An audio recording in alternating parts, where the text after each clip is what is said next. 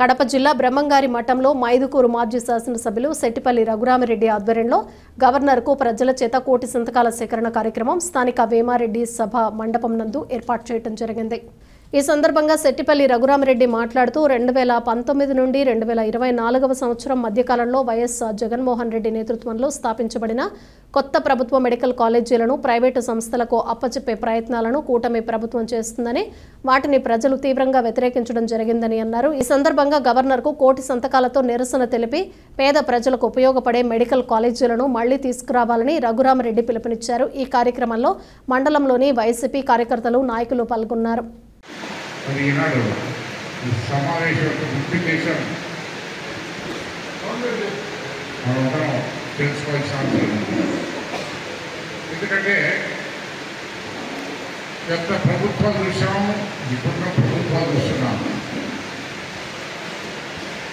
ఓవరాల్గా జగన్మోహన్ రెడ్డి గారి ప్రభుత్వంలో 5 సంవత్సరాల్లో జరిగినటువంటి సంక్షేమం కానీ అభివృద్ధి కానీ ఏ రకంగా జరిగింది, మరి అదే రకంగా ఈ 16-17 మాసాల్లో అంతకు 14 నుంచి 19 వరకు ఉన్నటువంటి చంద్రబాబు ప్రభుత్వం ఇప్పుడు కూటమి ప్రభుత్వం చూస్తున్నాం. మరి ఇవన్నీ కనుక వెరీ చేసుకొని మరి ఏ ప్రభుత్వం ఏది అభివృద్ధి జరిగింది, ఏది డెవలప్మెంట్ జరిగింది అని కనుక మనం ఆలోచించాల్సిన అవసరం.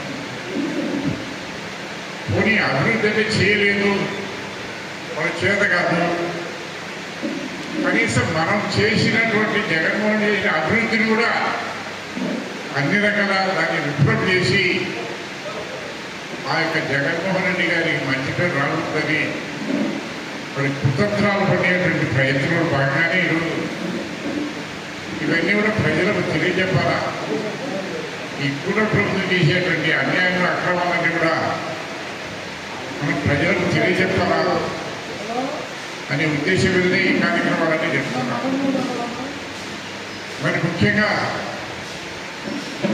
అన్నిటికంటే మించి మొదటి నుంచి మనం చూస్తున్నాం. రాజశేఖర రెడ్డి గారి చూసాం, అంతకుముందు ఏ రకంగా ఉన్నాయి, ఇప్పుడు ఏ రకంగా ఉంది. రాజశేఖర రెడ్డి గారు ముఖ్యంగా రాజశేఖర రెడ్డి గారు కానీ జగన్మోహన్ రెడ్డి గారు కానీ ఎక్కువ ఇంపార్టెన్స్ ఇచ్చింది విద్య, వైద్యం. విద్య, వైద్యం. విద్య అనేది ఉంటే కానీ ఆ కుటుంబంలో ఒక్క గవర్నమెంట్ ఎంప్లాయీ ఉన్నా కానీ ఆ కుటుంబాలు అన్ని రకాలు బాగుపడిపోతాయి. వాళ్ళే కదా, వాళ్ళ సంతతి కూడా 2-3 సార్లు బాగుపడతాయి. మరి అదే రకంగా వైద్యం కూడా. వైద్యం అనేది ఈ రోజు ఉన్నటువంటి కార్పొరేట్ హాస్పిటల్స్, ప్రైవేట్ హాస్పిటల్స్ పోతే వేరు లక్షల లక్షలు బిల్ చేస్తున్నారు. అదే ప్రభుత్వం హాస్పిటల్స్ ఉంటే ఈరోజు రిమ్స్ ఉంది, స్విమ్స్ ఉంది, మనకు ఈజీగా చేస్తున్నారు, ఉచితంగా సేవ చేస్తున్నారు. అన్ని రకాల డాక్టర్లు పెట్టాము, ఫెసిలిటీస్ పెట్టాము, అన్ని రకాలు ఇచ్చేస్తున్నారు. మరి ఈరోజు జగన్మోహన్ రెడ్డి గారి ప్రభుత్వంలో ఆ 5 సంవత్సరాల్లో ప్రతి ఒక్క జిల్లాకు ఒక పెద్ద హాస్పిటల్ ఉండాలా, దానికి అటాచ్డ్ ఒక మెడికల్ కాలేజీ ఉండాలా అనే ఉద్దేశం మీద మరి కేంద్ర ప్రభుత్వంతో సంప్రదించి 17 మెడికల్ కాలేజీలు తీసుకొచ్చారు. 17 మెడికల్ కాలేజీలు వస్తున్నాడు.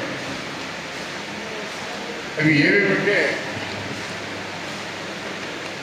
విజయనగరం ఒకటి, రాజమండ్రి, ఏలూరు, నంద్యాల, మచిలీపట్నం, పాడేరు, తిరువెందల, ఆదోని, మార్కాపురం, మదనపల్లె, పిడుగురాల,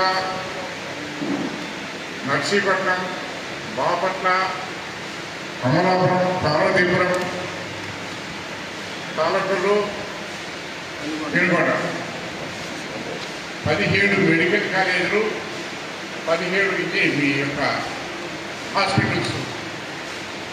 దానిగాను మొత్తం స్థలాలన్నీ ఒక హాస్పిటల్ 50 ఎకరాలు, 60 ఎకరాలు, 100 ఎకరాలు కూడా ఒకసారి సేకరించారు. మంచి వాల్యూ కూడా దాంట్లో ఈ విధంగా బిల్డింగ్లు కూడా కట్టించారు. దీని విలువ దాదాపు 1,00,000 కోట్ల రూపాయలు. 1,00,000 కోట్ల రూపాయలతో స్థలాల సేకరణ, బిల్డింగ్లు కట్టించి ఈరోజు కొన్ని హాస్పిటల్ నడుస్తున్నాయి.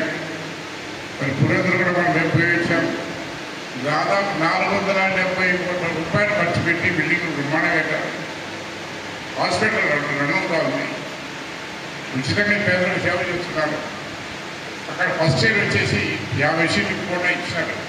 అడ్మిషన్ చేసుకోవడం పర్మిషన్ ఇచ్చింది. అయినా కానీ గవర్నమెంట్ ఇచ్చాక చేయలే, వద్దన్నారు. ప్రతి ఒక్క మెడికల్ కాలేజీకి ప్రతి సంవత్సరం 150 సీట్లు ఇస్తారు గవర్నమెంట్. 150 సీట్లు ప్రతి సంవత్సరం. ఇక్కడ 17 కాలేజీలు కలిసి ఆలోచించాయి. మరి ఈరోజు ఇవన్నీ కూడా చంద్రబాబు నాయుడు ప్రైవేట్ పనులు చేయాలా, ప్రైవేట్లకు ఇవ్వాలా అనే ఆలోచనతో మన క్యాబినెట్ డిసిషన్ తీసుకున్నారు. జీవో కూడా ఇవ్వడం జరిగింది. మరి 1,00,000 కోట్లు ఖర్చు పెట్టి ప్రభుత్వం డబ్బును ఈరోజు దానాదత్తం చేసి ప్రైవేటులకు ఇవ్వాలని మరి నిర్ణయం తీసుకున్నాడంటే అది ఎవరి కోసము, ఎవరిది? అది కూడా ఎకరాకు సంవత్సరానికి 100 రూపాయలు అవుతుంది. ఎకరాకు సంవత్సరానికి 100 రూపాయలు.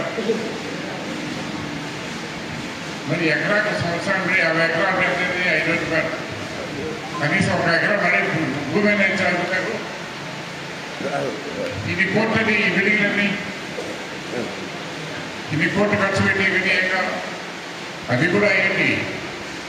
66 సంవత్సరాలు కదా, 66 సంవత్సరాలకి ఇచ్చినట్టే 66 సంవత్సరాలు చంద్రబాబు బతుకున్నారా లేదా లోకేష్ బతుకున్నా ఎవరు బతుకున్నారా? 66 సంవత్సరాలకు తీసుకెళ్ళాలని ఇంత దుర్మార్గం. మరి మనం చూస్తున్నాం ఈరోజు మెడికల్ కాలేజీలో సీట్ రావాలంటే మంచి మెరిట్ స్టూడెంట్ ఉన్నాడు. మనకి ఎస్సీలో, బీసీలో, ఓసీలో కూడా చాలా నిరుపేదలు ఉన్నారు. వాళ్ళు మెడికల్ కాలేజీ సీట్ రావాలంటే మరి ఇవన్నీ కూడా మన కాలేజీ వచ్చినా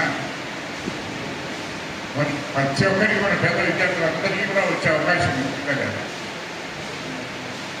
అదే ఈరోజు నారాయణ నెల్లూరులో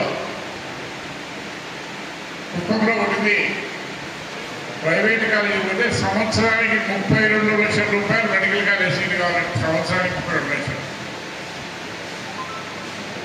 అదే గవర్నమెంట్ కాలేజ్ అయితే 32,000.